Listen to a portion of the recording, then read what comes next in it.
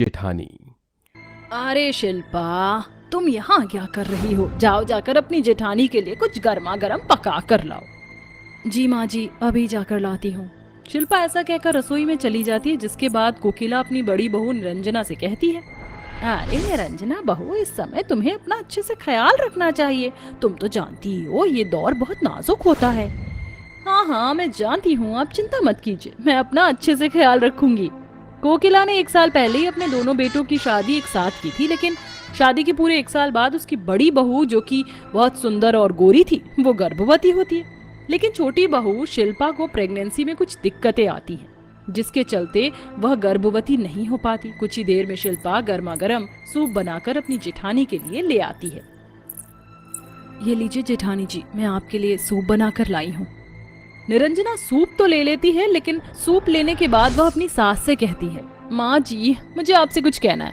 दरअसल मेरी माँ का फोन आया था और उन्होंने मुझसे कहा था कि बच्चे के समय मेरे सामने मेरे पति और सुंदर सुंदर बच्चों की फोटो अगर हो तो अच्छा होगा। जो दिखने में गोरे हो तभी बच्चा गोरा पैदा होगा। हाँ हाँ बहू, ये तो तुम्हारी माँ ने बिल्कुल सही कहा है। चिंता मत करो, कल ही मैं तुम्हारे कमरे में चारों तरफ गोरे बच्चों की फोटो लगवा दूंगी। हाँ हाँ, ये तो ठीक ही है, लेकिन अगर आप शिल्पा को भी मुझसे थोड़ा दूर रखो तो अच्छा होगा। कहीं शिल्पा के काले रंग का परछावा मेरे होने वाले बच्चे के ऊपर ना पड़ जाए। ये सुनकर शिल्पा को थोड़ा बुरा लगता है। कोकिला शिल्पा की तरफ देखकर कहती है, शिल्पा, कल से तुम निरंजना के आसपास मत जाना। ऐसा कहकर कोकिला वहां से चली जाती है, जिसके बाद बेचारी शिल्पा मायूस होकर कमरे से बाहर निकल जाती है। तभी उसे बाहर कोकिला मिल जाती है और उससे कहती है, अरे बहू, मुझे माफ करना, मैं ऐसा चाहती तो नहीं थी, लेकिन तुम तो जानती हो हमारे घर का ये पहला बच्चा होगा और मैं कुछ भी ऐसा नहीं चाहती जिससे बड़ी बहू को तकलीफ हो। कोई नहीं माँ जी, मुझे इसमें कोई आपत्ति नहीं, मेरा रंग काला है, इसमें मेरी ही गलती है। ऐसा कहकर शिल्पा घर के कामों में लग जाती। देखते ही देखते कुछ दिन बीत जाते। एक दिन शिल्पा रसोई में खाना बना रही होती है। खाना बनाते बनाते अचानक से उसको चक्कर आते हैं और वो रसोई में ही बेहोश हो जाती है। तभी वहाँ विशाल आ जाता है। अरे अरे, ये क्या? शिल्पा, शिल्पा उठो। शिल्पा, क्या हुआ तुम्हें? शिल्पा को इस हालत में देखकर विशाल बहुत ज्यादा घबरा जाता है। वो उसे अपनी गोदी में उठाकर फौरन हॉस्पिटल ले जाता है, जहां शिल्पा का टेस्ट होता है। टेस्ट होने के बाद डॉक्टर विशाल के पास आते हैं और उससे कहते हैं, अरे मुबारक हो, आपकी पत्नी माँ बनने वाली है। डॉक्टर की बात सुनते ही विशाल बहुत खुश हो जाता है और अपनी पत्नी शिल्पा के पास पहुंचकर उसे गले से लगाकर कहते हैं, मुबारक हो तुम्हें, तुम माँ बनने वाली हो और मैं पिता बनने वाला हूँ। आखिरकार तुमने मुझे ये दिन दिखाई दिया।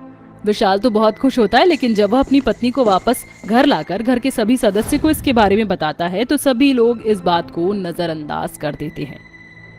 अरे तो क्या हुआ, सिर्फ और सिर्फ गर्भवती ही तो हुई है, कौन सा तीर मारा है? अब मुझे ही देख लो, मेरा दूसरा महीना चल रहा है। वैसे भी इसका तो हमेशा का ही है, देख लेना, आज तो गर्भवती हो गई, लेकिन कुछ दिन में ही इसकी तबीयत खराब हो जाएगी और सब कुछ खत्म हो जाएगा। ऐसा कहकर कोकिला वहां से चली जाती है। देखते ही देखते कुछ महीने बीतने लगते हैं। बेचारी शिल्पा का पेट कुछ ही दिनों में निरंजना के पेट से भी ज्यादा बड़ा दिखने लगता है, जिसके चलते निरंजना को अजीब सा लगता है और वह अपनी सास से कहती है, जरा मेरी देवरानी का पेट तो देखो माँ जी, ऐसा लग रहा है जैसे पेट के अंदर ईंट पत्थर भर लिए। अरे दिखा लो डॉक्टर को, ये हकीकत में गर्भवती है भी या नहीं। ये सब विशाल सुन लेता है। जब से शिल्पा के गर्भवती होने का पता चला है, मैं एक बार भी उस डॉक्टर के पास चेकअप करवाने नहीं लेकर गया हूँ। चलो शिल्पा, आज मैं तुम्हें डॉक्टर के पास चेकअप के लिए लेकर जाऊंगा। विशाल अपनी पत्नी शिल्पा से बहुत प्यार करता था। उसे शिल्पा के रंग रूप से कोई मतलब नहीं था, क्योंकि उसे शिल्पा का व्यवहार बहुत भाता था। वह शिल्पा को डॉक्टर के पास लेकर जाता है, जहां के पेट का एक्सरा होता है, जिसे देखकर डॉक्टर विशाल से कहता है, अरे तुम्हारी पत्नी को तो जुड़वा बच्चे होने वाले हैं, आज से तुम्हें उसका थोड़ा अच्छे से ख्याल रखना होगा। ये सुनकर विशाल बहुत खुश होता है और अपनी पत्नी शिल्पा को ध्यान पूर्वक वापस घर ले आता है। वह घर के सभी सदस्यों को इसके बारे में बताता है। माँ, जानती हो आप, शिल्पा को जुड़वा बच्चे होने वाले हैं। डॉक्टर ने कहा है कि उसका अच्छे से ख्याल रखना है। अरे तो क्या हुआ, बच्चा ही तो है, तेरी भाभी को भी होने वाला है, क्या तूने कभी उसके बारे में सोचा? शिल्पा को बोल जल्दी से कुछ बनाकर तेरी भाभी को खिला देगी, उसने सुबह से कुछ नहीं खाया है। कोकिला ऐसा कहकर चली जाती है, जिसके बाद विशाल खुद ही रसोई में जाता है और अपनी पत्नी के साथ अपनी भाभी के लिए भी खाना बनाता है। उसके बाद वह खाना ले जाकर अपनी भाभी को सबसे पहले देता है और उसे शिल्पा के जुड़वा बच्चे के बारे में बताता है। ये सुनकर निरंजना अंदर ही अंदर जलने लगती है। विशाल उसे खाना देने के बाद अपनी पत्नी शिल्पा को खाना खिलाने पहुंच जाता है। अजी, आपको ये सब करने की क्या जरूरत थी? मुझसे कह दिया होता, मैं खुद ही बना देती। अरे तुम मेरे बच्चों को जन्म देने वाली हो, अब मैं तुम्हारा ख्याल भी न रखूं? हाँ, ये सुनकर शिल्पा बहुत खुश होती है, लेकिन तभी वहाँ निरंजना आ जाती है। अरे देवरानी, तुम यहाँ मेरे देवर से सेवा करवा रही हो? क्या तुम्हें मेरी जरा भी परवाह नहीं है?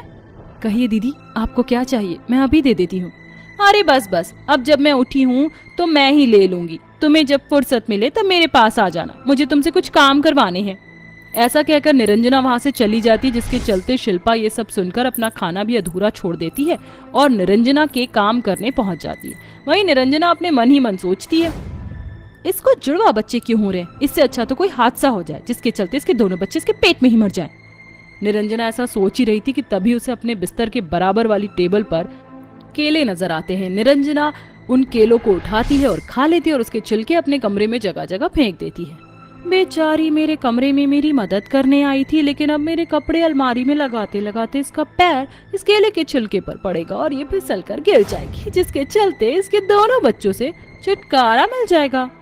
निरंजना ऐसा कहकर खुश हो रही थी, तभी शिल्पा पिलो के कवर लेकर उसके पास आ ही रही थी, लेकिन अचानक से उसका पैर फिसल जाता है और वह निरंजना के ऊपर ही उसके पेट पर गिर जाती है, जिससे दोनों को लीवर, पेट और पेट में दर्द शुरू हो जाता है। जिसके बाद घर के सभी सदस्य उन दोनों को हॉस्पिटल लेकर पहुंचते हैं, जहां निरंजना का बच्चा मर जाता है, लेकिन उसकी काली देवरानी के जुड़वा बच्चे सही सलामत होते हैं, जो कि बहुत सुंदर और गोरे होते हैं। बेचारी निरंजना अपनी गलती का पछतावा करते हुए रो रही होती है। ये सब मेरी ही गलती है, मैंने अपनी घमंड के चलते अपनी देवरानी का बुरा सोचा, लेकिन उल्टा मेरा ही बुरा हो गया।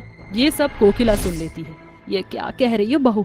कौन सी गलती का पछतावा कर रही हो तुम? निरंजना अपनी गलती अपनी सास को बताती है, जिसके चलते कोकिला को भी बहुत गुस्सा आता है, लेकिन कहीं ना कहीं उसकी भी गलती थी। वह भी शिल्पा को उसके रंग की वजह से बहुत बुरा भला कहती थी। तभी वहाँ शिल्पा अपने दोनों जुड़वा बच्चों को गोदी में लेकर आती है और अपना एक बच्चा निरंजना को देते हुए कहती है, जेठानी जी, मैं 2 बच्चे पालकर क्या करूं?